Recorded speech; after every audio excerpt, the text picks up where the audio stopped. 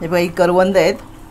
त्याविषयी आम्ही कर्जतला गेलो ना, तिथे आम्हाला एक करवंद मिळाली विकायला. तिथे आदिवासी बायका होत्या, तर मी करवंद आणली आहेत. ही 20 रुपयाची करवंद आहेत बघा. ह्यातल्या मोठे मोठे करवंद आहेत नाही बघा, मी काढून ह्या मिठाच्या पाण्यात टाकले आहेत. आता काय याच्यामध्ये अजून बी तयार झालं नाही बघा. मी कट करून बघितलं आहे, त्याच्यामध्ये बी नाही झाले. मी घट्ट बी नाही, मऊच आहे बी.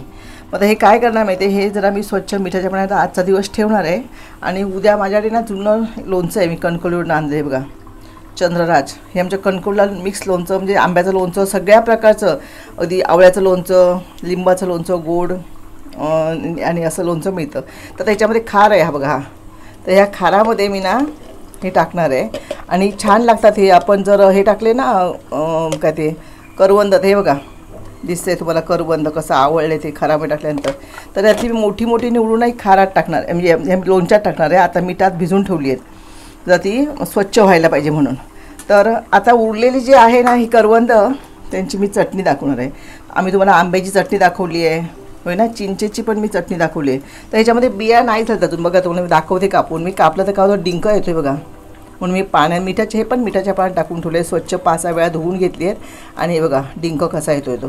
तर आता काय करणार आहे, चटणी वाटण्यासाठी आमचं नेहमीचं साहित्य बघा, हे खोबरं घेतलं आहे, मिरच्या घेतल्या त्याच्यावर, 1 इंच आलं घेतलं आहे आणि 6 लसणीच्या पाकळ्या घेतल्या आहेत.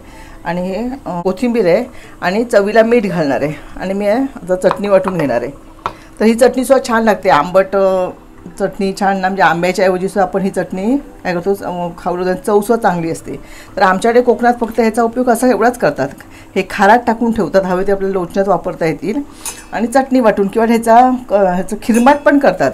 म्हणजे हे ही करवंद आहे ती ठेचायची, आतमध्ये मीठ मसाला थोडंसं गूळ घालायचं आणि हे घालायचं काय ते तेल जरासं वरनं, आणि ते खिरमट मुलं खातात.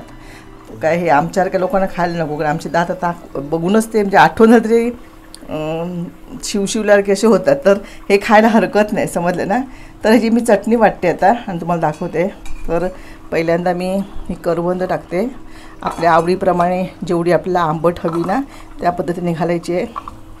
नंतर ह्या मिरच्या घातल्या, हे आलं घातलं आणि लसूण, कोथिंबीर आणि आता मीठ हे जरा बारीक वाटून घेते आणि नंतर खोबरं घालून वाटणार आहे.